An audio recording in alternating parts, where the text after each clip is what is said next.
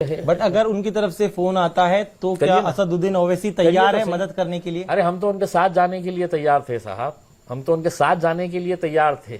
लेकिन हमने जैसा आपको बताया है ना, ये सब राजनीतिक पार्टियों को मुसलमानों के सिर्फ वोट चाहिए, इनका नेता कोई तैयार नहीं होना चाहिए। वरना आज सोचिएगा, वो मुसलमान जो इनके तलवे चाटते हुए इतने साल अपनी जिंदगी वहां पे गुजार दिया है, या तो शरद पवार के पीछे, या अजीत पवार के पीछे, या एकनाथ शिंदे साहब के पीछे, कांग्रेस के पीछे, शिवसेना के पीछे, पूरे महाराष्ट्र के अंदर उनको एक मुस्लिम कैंडिडेट नजर नहीं आया, एक भी नहीं।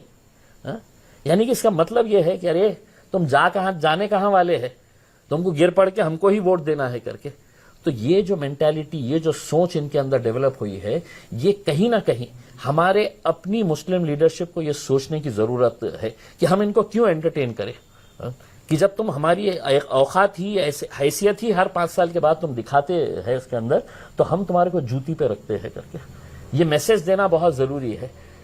उनके नेता आए तो उनसे पूछना जरूरी है कि साहब 1 सीट, 48 में से 1 सीट नहीं दे सकते हैं क्या? उनकी जिम्मेदारी नहीं है कि जिताना करके?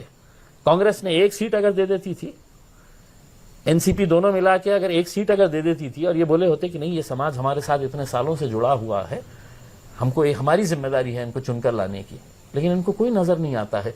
लेकिन इसके बावजूद भी देखिएगा कि इनके महफिलों की जब सजेंगी ना स्टेज, आज भी आज शरद पवार साहब आए थे, दाढ़ी वाले, टोपी वाले बैठे हुए हैं उनके पीछे, कोई खड़ा हुआ है, कोई फोटो में आने के लिए मर रहा, तड़प रहा उनके पीछे, कोई मुंडी निकाल के झांक रहा है उसके अंदर, मैं नेता हूं करके। अरे ऐसी लानत है ऐसी लीडरशिप के ऊपर।